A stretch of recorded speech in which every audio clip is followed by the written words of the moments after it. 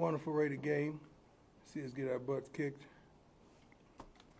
Travis is the first player at CU 31 season to have 3 consecutive 100-yard receiving games. Charles Johnson, twice by my dear friend Michael Westbrook. Cam, after missing most of the season over, had 11 solo tackles. He was a dog out there. 3 tackles for a loss in the quarterback hurry. Defense after the game, opening TD for 49 yards out. Nebraska, others who scoring drives were added heavily by penalties, which is something we're not proud of. I think we had over 100 yards penalty. I think they had maybe 1 or 2 more yards in penalties, but both were crazy. Nebraska, 9 non-scoring drives of 47 plays for 127 yards, 2.7 average per play with 3 and outs, and 3 other drives at fewer than 5 plays. That's a good thing. That's positive. Shiloh, injury update, had surgery on Sunday. I believe came through it all right. He woke up medicated highly, said he was going to play this week, but that's just Shiloh. Said some other things on the medication that I choose not to share. I don't want to go there. Everything else was cool. Let me start out with the main thing. Whoever reported that I told the band not to play the fight song, that's idiotic. Y'all know that. Like, when you saw that, you know that was a lie. We got to start having some kind of accountability to this. I understand that this is a free and an open world, that everybody is not a journalist, everybody's not an analyst, everybody's really hadn't put in a lot of work to do what you all do. I'm thankful for many of y'all that take your job and your craft serious, and consequently, you get facts before you run with false narratives. But please know that that stuff affects people. Me, you've been attacking me my whole life, so I'm good. But other people that's involved, band members, Buffs, Faithful, and alumni and all that, sometimes they don't know what to believe. And oftentimes in life, we believe the first thing we hear, in which we shouldn't. I just would challenge you to be more responsible with your reporting. And I never wanted to get personal. So when it gets personal, you got to really think about that. You got to understand, I have a huge platform. I could really get personal if I wanted to. But I choose not to do that because that's not right. Some things in life is just not right. And I don't want to go there, and I won't go there. But think about it. Just my family alone, the platform is enormous. If we really wanted to go there, we could go there. But we would never do that. We weren't raised like that. We weren't brought up like that. We were brought up to love that neighbor as much as we can. Now let's continue. Let's get to the good stuff. Nikki, go ahead. There she go. Yep, here I am. Nikki Edwards, CSU Sports Report. Just beginning of the week, what is the main message that you're trying to instill in your team to really get back in this game? I think second half defensively, they did that. Well, we got to start strong. Really accountability, understanding this urgency. I challenge them, if your person that you love the most, that you care for the most, was dependent upon your performance at practice today, how would you go about it? That was the challenge today. So that's how we're going about it. We are holding everybody accountable, including myself, in sense of urgency. Hey, Coach. How you doing? Sports. Looking at the CSU when they played one of the best teams in the nation and a lot lesser opponent in Northern Colorado, obviously 2 different outcomes. How does that impact your game plan and your scouting? Say that first part again, I'm sorry. When you play a team like Texas, when CSU plays a team like Texas, that's one of the best in the nation. Yeah. You play a much lesser team like Northern Colorado. Yeah. Obviously 2 different results. How does that impact your scouting game plan? It's a good question. 2 ends of the spectrum. Well, they're consistent with the plays they run. They're consistent with the personnel changes that they have. They're consistent with some of the things they do. So you scout the consistency in what they run. I know the wonderful gentleman that coaches them said we look a lot like the same team as last season. I'm not going to say that about them. I'm going to say they're doing some wonderful things. And we just got to be stout to stop them in all phases. Hey, Coach, have you gotten a rough timeline yet on Shiloh in terms of how much you can use? Knowing Shiloh, Shallow has God in his corner, I'm telling you. I had never seen nothing like it, the healing ability. I think Shallow was out maybe 4.5 months with a knee surgery. I mean, that's how quickly he came back. Then coming back from a shoulder surgery as well. I mean, Shallow he has the hand of God on him. So I would say 2 to 3 weeks.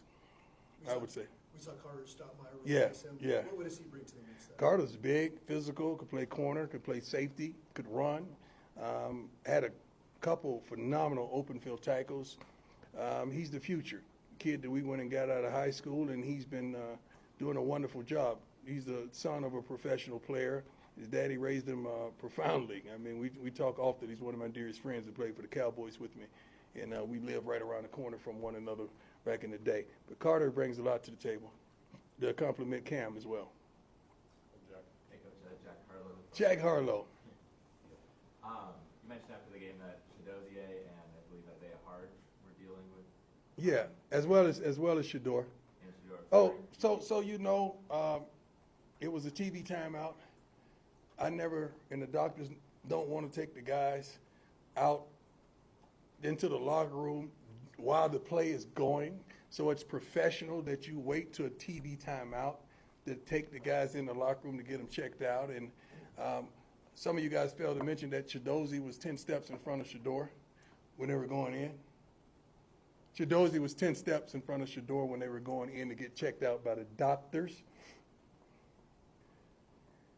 Do you have an update on those three, how they're doing today? Shadozi, we're praying for him that he can make it back.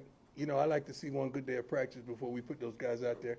I don't know if Harge is going to play this week. Hayden, I think he's out. Yeah, I think he's out this week. Who else? That's it. I think that's it. I may have forgotten one or two guys, but I feel like that's it. Bentley he practiced today. He's getting it together. He's still limping a little bit. Probably get him tomorrow off because we know what we're going to get from him on Saturday. Hey, Coach. How you doing, sir? I'm good. How are you? Good. You've mentioned a couple times, but last week that you know you need to get the running game going. Yeah. What does it take to actually commit to it and get it going? Well, you sometimes the game dictates certain things you must do. I think you guys see that on those third and shorts, fourth and shorts, we try to do that. We try to run the football. It's an attitude. It's a straight attitude. You got to whoop your guy on that particular play. And I think we've committed to it on certain plays. We just got to do a better job in getting to first down. Today we had third and ones. We had third and ones from the 35, I believe. You know, a couple times. If they got the first down, they continued to drive. If they didn't, the next group is up. So we practice certain things weekly. It just depends on the flow of the game. But we got to do a better job of running the football. That takes a lot of pressure off your quarterback and make things easier for Pat. So as a follow-up to that, I know, speaking to offensive linemen over the years, they love run blocking more than pass blocking a lot of times. I don't know about that. I don't know if that's a true statement. Okay, well, I've had a lot tell me that. But Yeah. either way, Have you talked to ours? I don't. Yeah. I don't think So you can't say that now. Okay. Yeah. Well, in run blocking, they can be more aggressive. Right? Yes, They can- yes, sir. So my question would be, is that something that maybe this line can benefit from? Like, they can come out and be aggressive, let those dogs out and let them be aggressive right from the start. Well, that's the approach. But you got to understand, when you're looking at certain fronts, you got to check out of certain things because it's not beneficial. You got to play the game that tells you how to play it.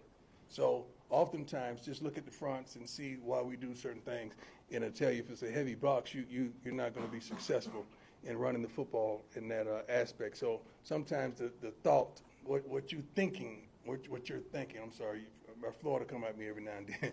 What you're thinking may not be correct until you really watch the game closely and understand the box and understand the opposing team's tendencies. Hey, Coach, Ron Scholes from Rivalry Report. So kind of building off the run blocking question, protections were an issue on Saturday, as Yes, you sir. mentioned. Have you spoken to the offensive line since then? Of course. To instill confidence, and what have you said to them? Of course, I feel like we got the right guys. You may see us shake something up a little bit. Phil Lodeholt is a wonderful offensive line coach. Pat does a tremendous job in calling plays, as he did the first game.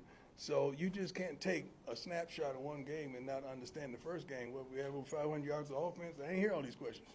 But I understand it comes with the territory, so you got to ask them. But game to game, it's going to be something else. Like we go out there and run for a couple hundred yards, you're going to say, well, why didn't you throw on 3rd and 2? Why didn't you throw on 3rd and 2? You had a heavy box. You got to let Shador take those one-on-ones. So it's going to always be questioned, but we deserve it. When you lose, you're going to be ridiculed. You're going to be prosecuted and persecuted, and I'm good. I've been on the cross for a long time, and I'm still hanging.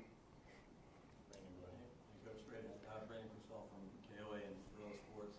How do you impress upon your team that different rivalries mean different things? Because Nebraska rivalry is a huge tradition. Mm-hmm. CU and CSU, these are your neighbors that you deal Right. with every day. So They know. Relay that. They know. I mean, all these kids have social media handles, and I'm pretty sure they know. They spend a quantity of time on social, so they know what time it is when they came here. It was explained from the former players, the players that we retained from last season, about how important these rivalry games are. But honestly, to tell you the truth, these games are truly important, but every game is a huge game for us. Every week is a huge game for us. John Treese, 9 News. What is maybe the benefit in playing an emotionally charged road game than having another one the next week? Another, Emotionally charged road game. oh, you mean 2 back-to-back? Yes. The benefit is you got to get up. Prayerfully, you learn your lesson from a week ago, and you got to get up. You got to come out ready to play. From the first snap on, you got to be ready to play in all positions, all phases, coaching included. We got to be ready to coach. We got to be ready to play. We got to be ready to execute. You don't have time to wait to the second half to try to hit the engine light and turn the car on. You can't do that. You got to be ready to go. And I love it that they're on national television and they get to showcase their talents as well as, the same thing that bless you and shows your promise, shows your inconsistencies. So you got to be careful of that. But if you prepare well during the week, you don't have to worry about being inconsistent. If you prepare well and study, you're going to be okay. And that's what we're impressing upon our team. Coach, how are you? Troy Fitting in CU Sports Report. Following up on that first, does it make it easier to get up for this week after last year when they came in here and gave you guys a scare? No. Every game is you got to get up for. Last week was phenomenal. You got your butt kicked, so you got to get up. I mean, you know that, but it shouldn't matter. Like whenever you see somebody on that schedule, you're supposed to get up. I'm sorry, we should have to rah and psych them up and just fire them up to go out there and do what they're gifted to do. We just got to make sure they're prepared and they're studied and they're ready. And then on the offense, back quickly, we talked to Pat a couple weeks ago about his opening scripts. How much input do you have in that, and does that change after a week where you guys started really slowly on that side of the ball? You started slowly because a couple things transpired. I mean, the first ball got tipped, the second ball got dropped, and now you're in 3rd and long. So things like that play a tremendous role in what we do. And I think we came back the next series did not somewhat of the same, but close. I think we had another incompletion that we got to do a better job with that. Now we're backed up in our goal line, and we make a crazy, not crazy. I wanted to say something else, but I can't say that. It wasn't profanity, by the way. But Shador has to be smarter from our end zone. Jason. Hey, Coach. Jason Jones, Sports Illustrated. Last week, there was an alleged racist Oh, incident. Lord. And I just want to know if you'd like to comment. Alleged, what was that? Racist incident after the game in Lincoln. I don't know anything about it. I heard about it, but you got to understand, whoever reported it, was it one of our guys or whatever? I don't know what said. There was a slur shouted at coaches and staffers when you guys were packing up, Well, or so it was reported. if they said it happened, when you guys said it happened, don't it mean it happened?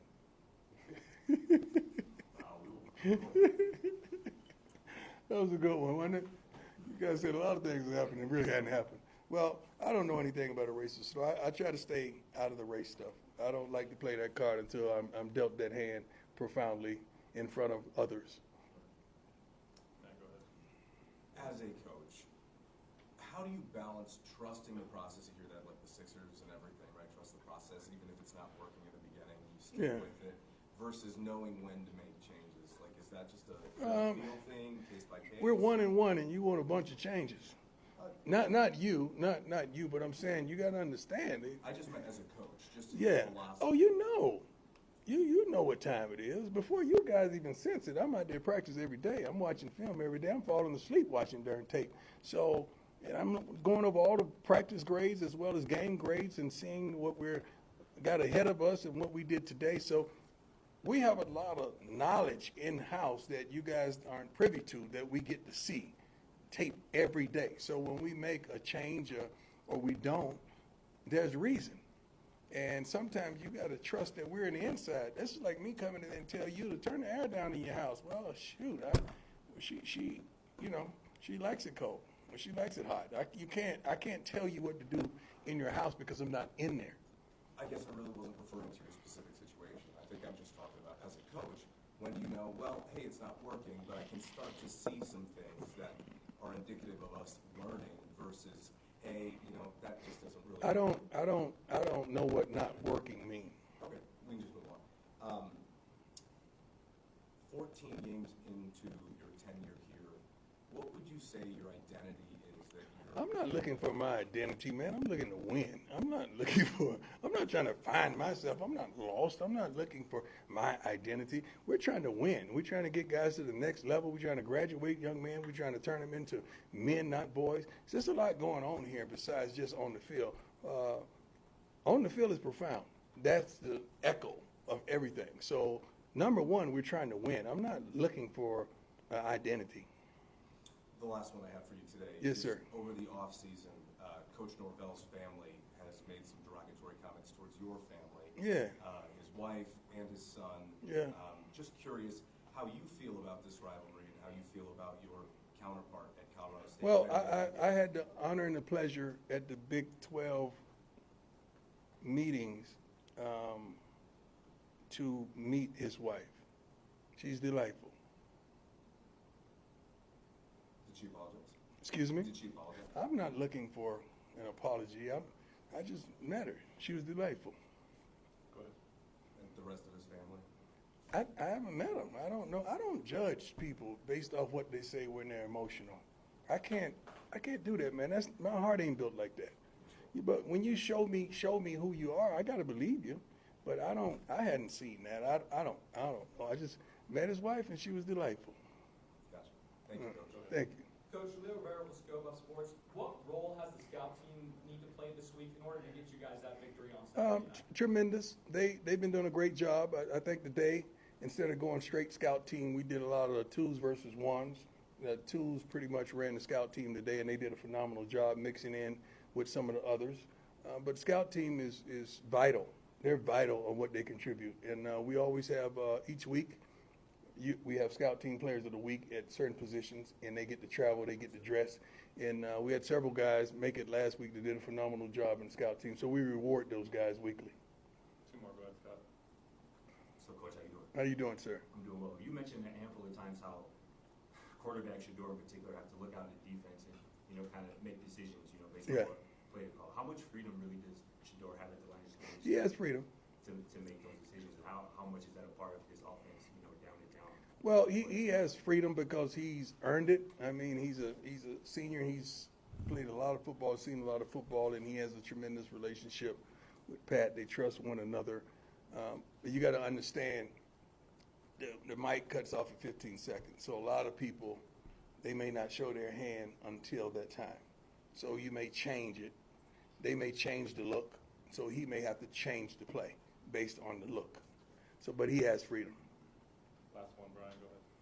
Hey, Coach, just want to ask you one last sort of a Yes, sir. non-football question. I talked to this gentleman the other day, but what impact does it have on your team to have DJ Fedora in there? DJ is awesome, man.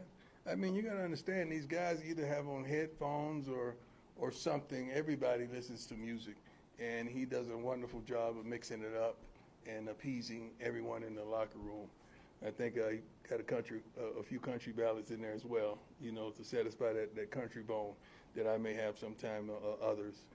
Trevor and some of the other guys. So, but he does a wonderful job in mixing it up and putting a smile on the guys' faces and playing some of the hottest tracks that's out right now. He does a great job, and that's vital to these young men. They like to set the mood and the atmosphere for them to go out and play.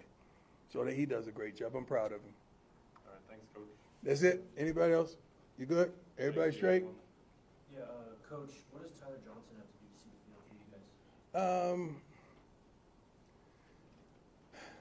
guys? That's more of a Coach Phil question, but I would.